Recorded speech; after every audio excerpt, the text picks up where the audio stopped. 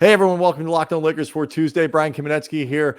The Lakers and Suns both have huge question marks heading into the regular season. Which team is better set for success? We'll talk about it with Brendon, Kleen, host of Locked On Suns, next.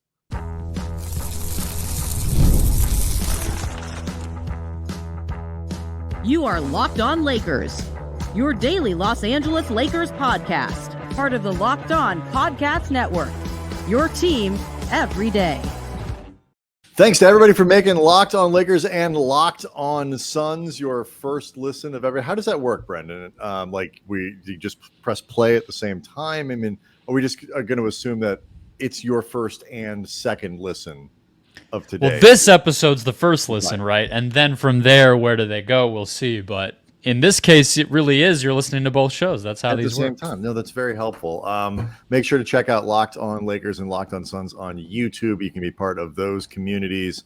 Leave questions, leave comments. I am going to go out on a limb and assume the situation, the landscape at Locked On Suns is similar to ours, where we could use your input right now. It is that time of year. If you have questions, I can guarantee you they will get answered on the show. Do want to let everybody know that today's episode is brought to you by Game Time. Download the Game Time app, create an account, and use the code LOCKEDONNBA for $20 off your first purchase. Terms apply.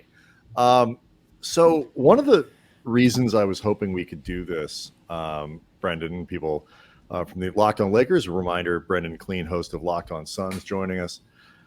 I find the parallels between the Suns and the Lakers to be kind of fascinating. When you look at where both of these teams are in the Western Conference, when you look at some of the skepticism around them, when you look at their investments in expensive older players who can still be very good. But I mean, did you watch the Olympics with one hand over, like your hands over your eyes, hoping KD didn't get hurt? I mean, there was a shot he made in the Serbia game on the right wing where somebody sprawled out into his legs. I think he got a foul but didn't make the shot. And I said on social media, the season just flashed before my eyes. So yes, we're in lockstep on that. Yeah. So I mean, it was exciting. It was great to see. Everybody seemed to get through it okay. And Davis, Durant, LeBron, all huge parts of this gold medal effort. But you said it, like the Suns and the Lakers are both highly dependent on very brittle, I mean, for lack of a better way of putting it, potentially brittle players. I'm not even just talking about KD with the Suns, but throw Bradley Beal in there and sure, a bunch of other guys. I mean, do you see a lot of these things? Both teams, fresh coaches. Neither team is trash. Both teams are still kind of locked in, though, with their rosters and could only do so much this offseason. Do you see some of the same basic parallels here? I definitely do.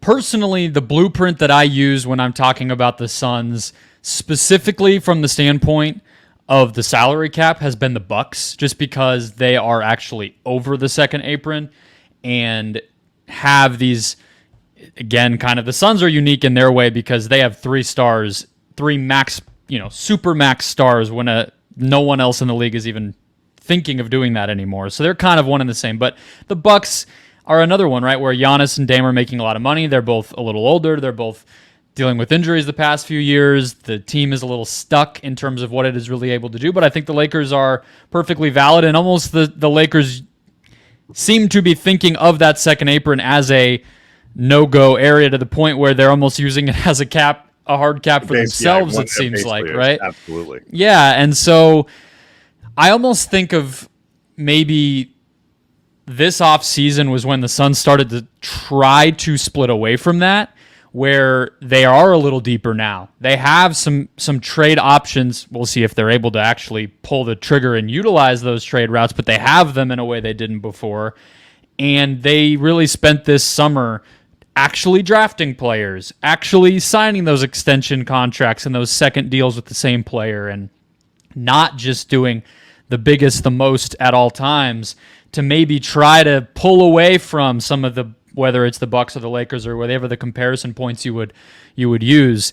So I think the Suns might hope they're not quite as stuck or dependent on health as they were last year, but that might just be wishful thinking. I think they're very much, counting on health and counting on the big three to be great, just like they kind of have to every year. I look at the Lakers and they are in this interesting space where, like, LeBron talked about it, JJ Redick has talked about it, where they are clearly not good enough to be one of the 2 or 3 best teams in the West. And I like, before we're done here, maybe we'll sort of just talk about the West and where do you think kind of these teams tier up. But I think it's fair to say the Lakers, as currently constructed, are not going to be as good as Minnesota. They're not going to be as good as, if you still put Denver in that upper tier, if you put Oklahoma City, obviously, and they're not that good. They are also not bad. They had a bunch of significant injuries last year, and because they didn't have tons and tons of depth, people look at AD and LeBron playing a bunch of games and be like, what do you mean they had injuries? Well, Jared Vanderbilt was hurt all year, Gabe Vincent was hurt all year, and Rui Hachimura was kind of in and out of the lineup, and Reeves started the season really poorly because of the FIBA fatigue and all that stuff. And they just didn't have enough depth to really overcome that stuff.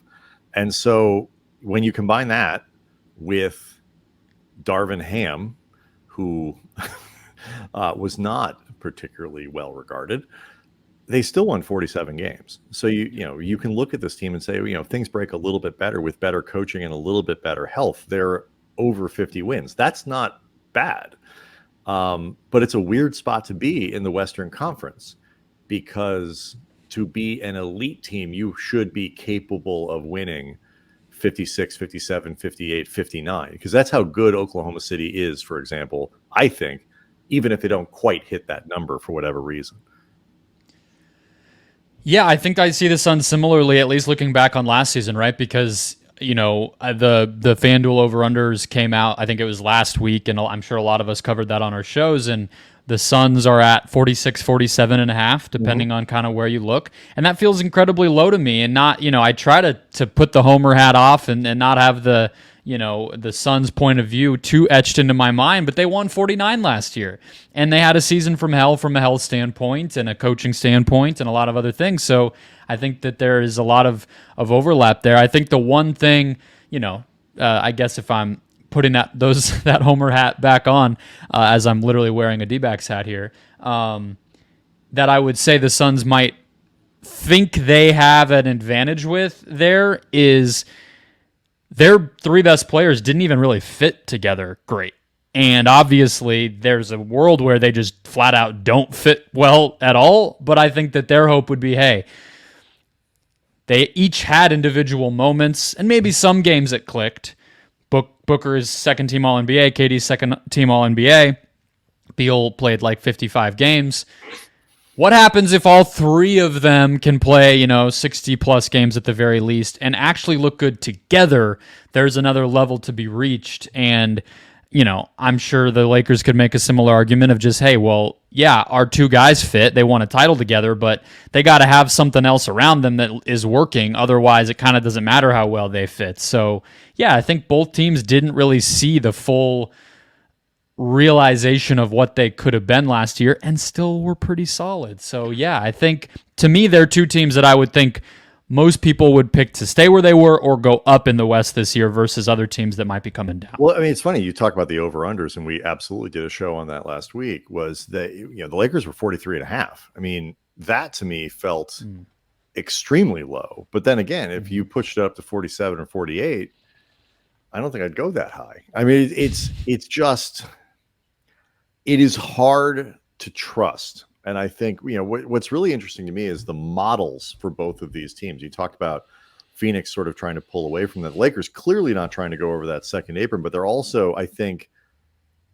they're fighting the urge to go with a third star, to find that third person or whatever, and trying to figure out with limited trade capital, with limited draft capital, what exactly they could bring in. So I want to talk a little bit just sort of philosophically about whether or not you think these teams like the Lakers and Suns, can succeed with the paths that they're currently fairly well locked into. We'll do that next.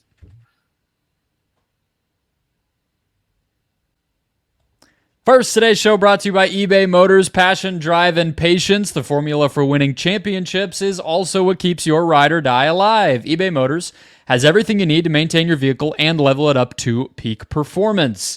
The example I always give in Phoenix, a sun flap for the interior of your car, something you would never think you would ever need, but when it falls off, you certainly realize just how badly you need it. eBay Motors had me covered there. You also have superchargers, roof racks, exhaust kits, anything you need, whether you're into speed, power, or style, eBay Motors has you covered. With over 122 million parts for your number one ride or die, you'll always find exactly what you're looking for. And with eBay's Guaranteed Fit, your part is guaranteed to fit your ride every time or your money back. Because with eBay Motors, you're burning rubber, not cash. With all the parts you need at the prices you want, it's easy to make your car the MVP and bring home huge wins. Keep your ride or die alive at ebaymotors.com. Eligible items only. Exclusions apply. eBay Guaranteed Fit only available to U.S. customers. Thanks again for making Locked On Lakers and Locked On Suns your first listen of the day. For your second listen, enjoy the Locked On NBA podcast. There is no offseason in the NBA, which is why we are still working in the middle of August. And Locked On NBA provides daily basketball analysis from national and local experts like us in 30 minutes or less. No one keeps you as informed or entertained as Locked On NBA. It's available on YouTube or wherever you get your podcasts. Part of the Locked On Podcast Network, your team every day. The hard part about getting yourself kind of locked into something from a roster standpoint is figuring out what you do to get out of it. And, the Lakers did something really dumb. I think we can all agree with the Russell Westbrook trade and have done nothing but try to undo the damage of that since it happened. They're working on it. They're sort of out of the hole, but not completely. Part of the reason they haven't been able to do anything this offseason is because of the roster choices they've had to make in the wake of that. And we will still be feeling the effects of this for a couple more seasons at least. But you're also kind of locked into something with LeBron and AD. There was some talk like, are the Lakers going to re-sign LeBron? Would you give him max money and all this? Yes, you have to, because if you let him go, what are you going to do? Then you send out AD, you still can't replace any of these guys. And you don't have the trade capital and all that stuff. So you kind of have to keep going the direction you're in. I get the impression, at least, that the Suns are in that spot. The owner seems somewhat insane, but also they've given nobody's trading for Bradley Beal. Yeah. I'm not sure. I mean, you could trade Devin Booker, but what's that going to do for you? And Kevin Durant is probably as complicated to trade as LeBron. So this is what you got, and you might as well lean into it. Is that? I mean, I that's how I read it with the Lakers. That's how I read it in the Suns, and it's a weird time to be locked into something like that. Yeah, I mean, look, I think the only difference by the Lakers not being in that second apron territory is they're not legally bound by the rules that the CBA puts on you, so they can, for instance, combine salaries in a trade, or they can take back more money than they send out, even if they obviously don't want to go quite as high as, these other teams. But other than that, it's functionally very similar. And I think the Suns, the moniker, the kind of catchphrase that they ended up, putting on themselves in a Brian Windhorst article last summer when they did the Beal trade is they're blowing through the second apron. That was what Matt Ishbia, who you're correct is a little crazy, said to Windhorst after that deal. And that's kind of third apron, you guys would be blowing through it. Probably. But look, I mean, the thing, the kind of secret of all of it is that they did the KD trade 2 months before the CBA was finalized. And maybe you could say a more savvy veteran owner would have, gone through the grapevine and tried to figure out what might have been coming, but this guy did not. And so they did get blindsided by it a little bit.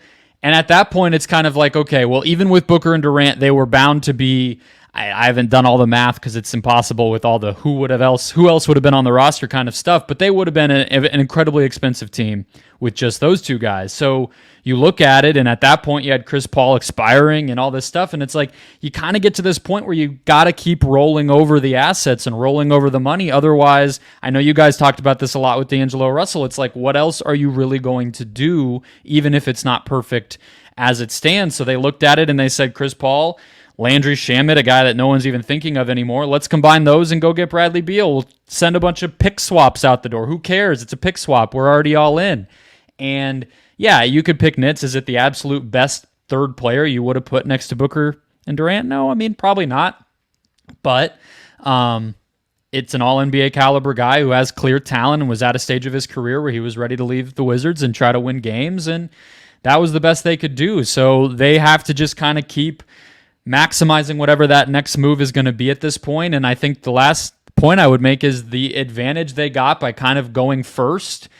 One, they got to make a few different moves before different segments of the CBA actually clicked into place, which was nice. But you pick your fate when you have huge salaries on your books, and then from there, it's just kind of incremental differences until you really click with chemistry and the right role players and everything else. Yeah, how do you guys look at management? Because I think part of the frustration in LA is with the way that the team is run.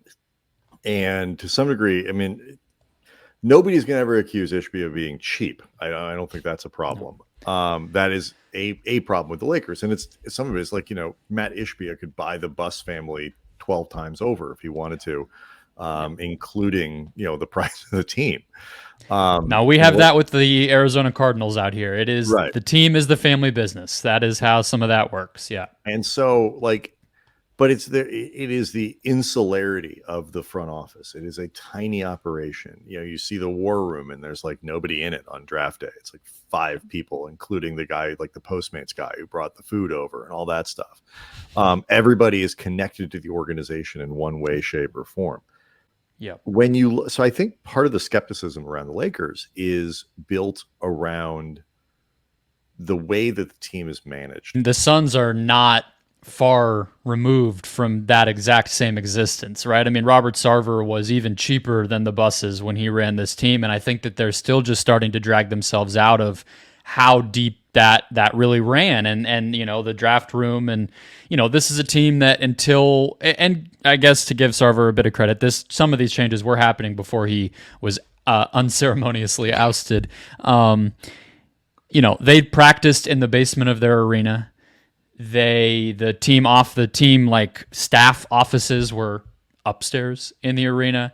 They had no scouting department really to speak of. They had no statistical, analytics department to speak of. And it was just turnover and no leadership and I'm not, again, there's going to be intricacies between the Lakers and the Suns. I'm not throwing that on you guys, but it was bad here. And so Ishbia is definitely helping just by spending money. That goes a long way, having people in positions that there weren't before. But I would say that we're still in the learning phase of exactly if that's going to be a good thing or a bad thing. In the NBA, I always think of Mark Cuban. It wasn't always great. And I think the best thing you could say about his involvement and over-involvement is, again, he tended to spend and pursue talent and try to win, which is great. But a big part of, I think, what his legacy seems like it's going to shape up to be in Dallas is that the last few years, he let go and he let everybody else do the work, and they made the finals again, and he kind of like learned his lessons. So even when you're the finding every inch type of owner, that's not always pure and good, and Ishbia is doing a lot of that. He's hiring his own guys. People from the mortgage company he owns are around in the Suns building, and there's people who were from his basketball world at Michigan State 25 years ago who have been in actual hired roles at the mortgage company. It's very weird and kind of combined right now, and he's pretty much undone this whole front office. So it's great. We're in the honeymoon phase. You have great talent on your roster and you're spending money. Nobody's going to complain, but there's going to be that next phase and the phase after that where you got to be smart and you got to do it right, and we'll see if he can nail that stuff. It's funny because like this is a rut that the Lakers have been in for a long time, and it's like it's not that Jeannie Buss is not a meddling owner. If anything, she's almost too far in the other direction, where she stays out of decisions to the point of not holding people accountable enough. They hold coaches accountable. They get rid of coaches quickly and frequently of late, including our mutual friend Frank Vogel. Jeannie's problem is that Rob Pelinka, Andy and I always joke, like has a really, really hard job that I don't envy, except for the fact that he can't get fired. It's like it doesn't matter really how badly he does it. What he's being tasked to do is really hard, and the Lakers don't have a lot of stuff at their disposal to fix the problem, which is partially Rob's fault. But he just doesn't seem to be in a position where he's ever going to be fired, and that's Jeannie's problem. So it's just. I don't really know how the Lakers get out of the situation that they're in, which is this weird NBA limbo of too good to be, dismissed, and good enough that you can always look at them and say, man, like if they catch a couple breaks and, you flip D'Angelo Russell or Rui Hachimura for like the right guy at the deadline, I'm not sure I'd want to play them in the playoffs. Maybe they don't win a title, but they could certainly advance a couple rounds. And I mean, anybody who watched the Olympics is still going to be frightened of Kevin Durant. So it's as a fan, it'd almost be easier if they were awesome or were just terrible. You would know. It's funny though, because you talking through that reminds me of the other two, prestige teams that we kind of put the Lakers in the class of the Cowboys and the Yankees. And I think you would kind of place each of them right in that same sweet spot, right? Where it's like they haven't won. The Lakers won 4 years ago. The Yankees and Cowboys haven't won in a long time. But maybe I'm just making that story up and being an outsider and trying to throw you guys in a category you don't belong in. But I do think that sometimes that stuff can happen in sports where it's like the fear of getting to be awful because of the prestige that you have, but then also the fear of actually ever swinging for the fences and taking a really big risk. You know what I mean? And totally, it's a tough spot to be in. Let's talk about the rest of the West, because it's been a busy summer for most teams, just not ours. We'll talk about where these the Suns and Lakers stack up next.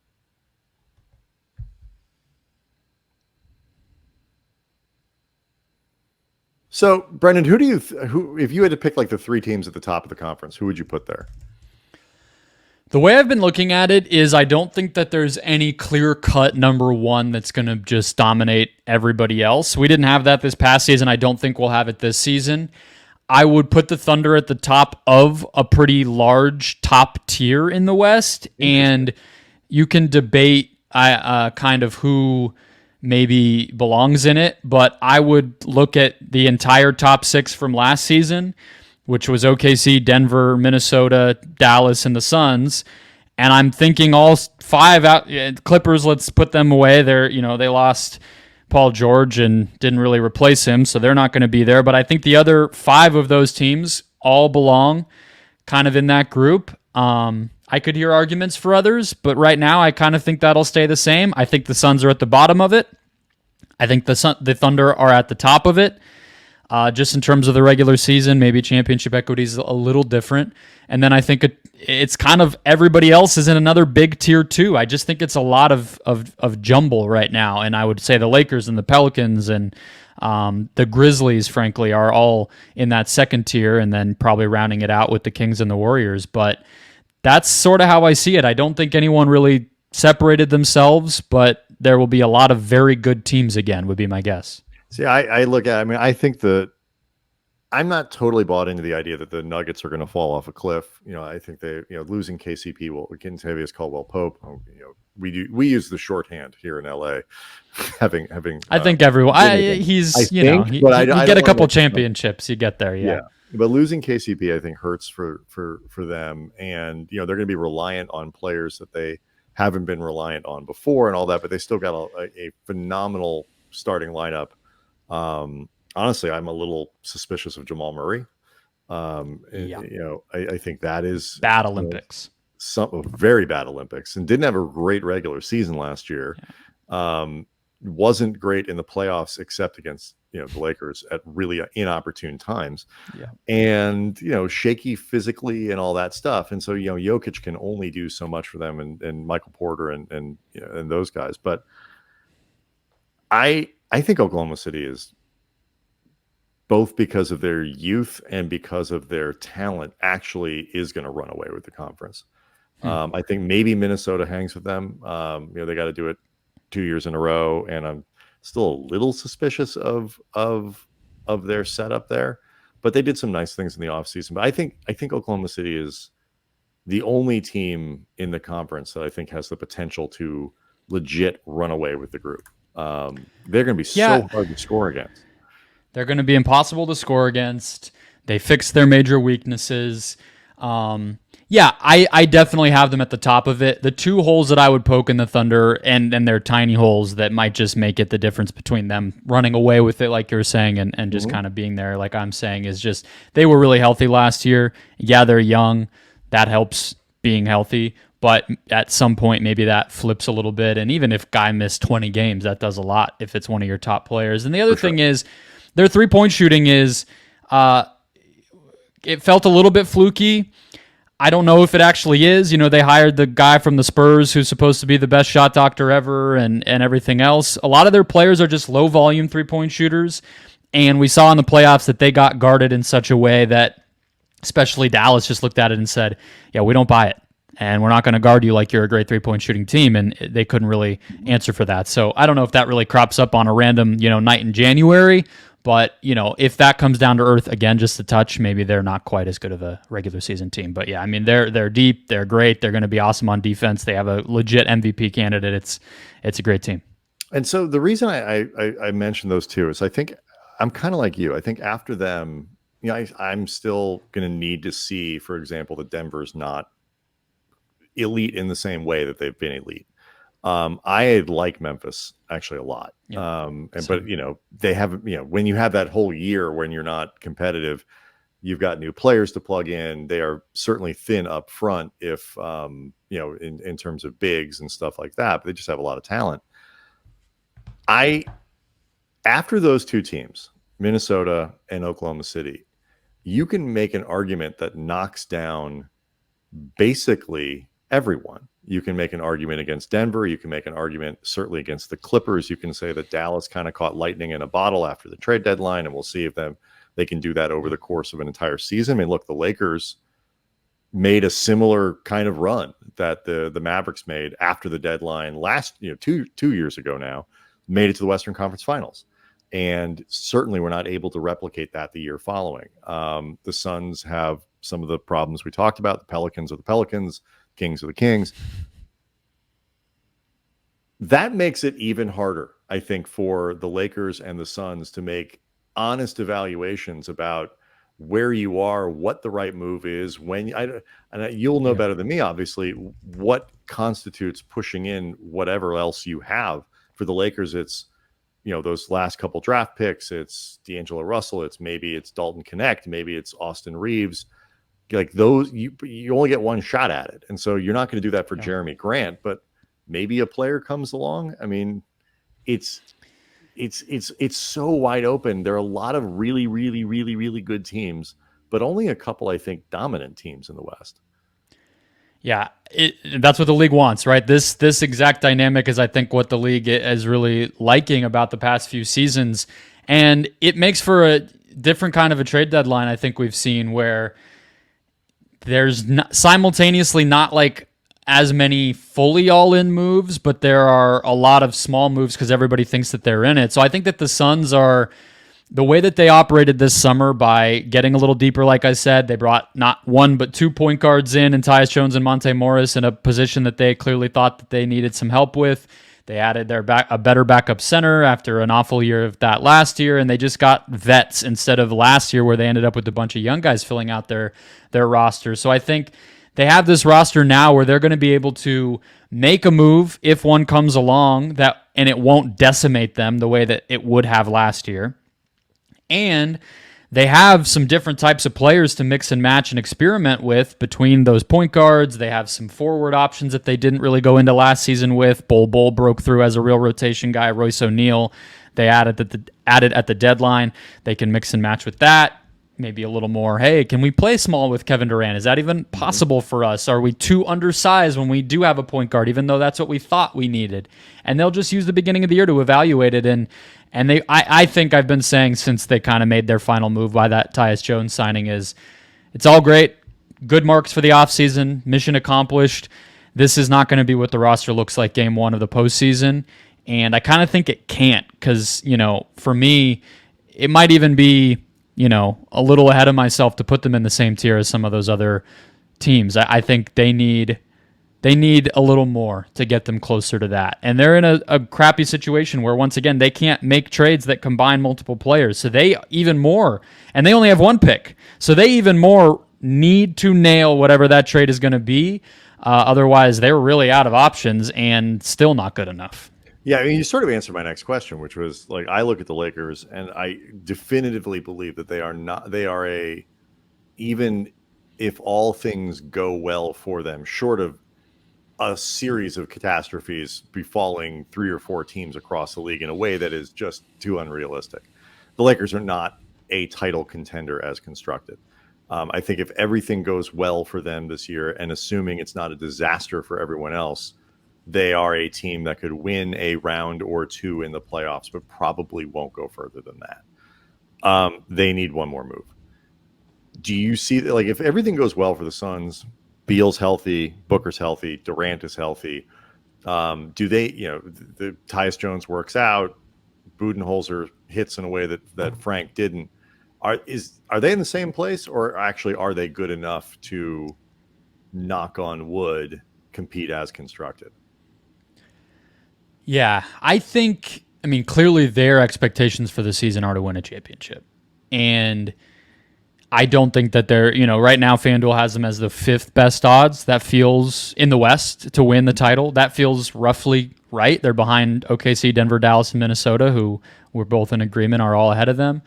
But like Memphis is quite a ways behind that. And even the Lakers are 1,100 behind the Suns. So yeah, I think they need another move to be a more coherent rotation, I guess I would say. They need more wing and forward depth. That's going to have to kind of be where they look on the market. Can you turn Nurkic and a pick into that? But again, I think a lot of their bet this year is, hey, when you assemble a big 3, the biggest thing that's going to make it work is those guys clicking, fitting together. Right. They didn't last year. Can a new coach, better depth, a roster that makes more sense, and more time, frankly, and hopefully better health, can that be the difference? And so it's almost an impossible thing to try to quantify because it's all just kind of, well, what if we tinker here and tinker there? Can that make all these other things a lot better? We'll see. Last thing for you, quick before we go, is, and again, I ask because we talk about this a lot. I really am curious how other people perceive similar situations. New coach, Budenholzer replaces Frank Vogel. We talk all the time about how better coaching J.J. Redick, hopefully from Darvin Ham, is probably worth 2 or 3 or 4, maybe more than that, wins over the course of the season. Do you guys look at it the same way? Like, just a better coach, everything else stays the same, a better coach, you win 2, 3, 4 more games? I think it will because of how clearly they thought about Bud and what he would do compared with the things that the team sucked at last year. And there were just these very obvious glaring problems that this team could not overcome that I think are a big part of why Frank Vogel got fired is their shot selection was awful. They played slow. They could not get their heads out of their you-know-whats in the fourth quarter. They were the worst fourth quarter team in the league to the point where their execution was so bad they're like 2-3 wins below expectation from their point differential and things like that because it was such a big problem. Right. They were the worst fourth quarter team by a mile. So, yeah, I think from that standpoint you would hope, hey, even before you thought of him as a Suns option, those are a lot of things Mike Budenholzer does. So, yeah, I think you would hope that overcomes those issues and he's a big big difference maker. I don't know about 3-4 wins. Let I guess fingers crossed, but Like- one or like I two, said, sure. A lot in common with where the Lakers and Suns are Yeah. as we get deeper into the offseason, creep our way towards the regular season.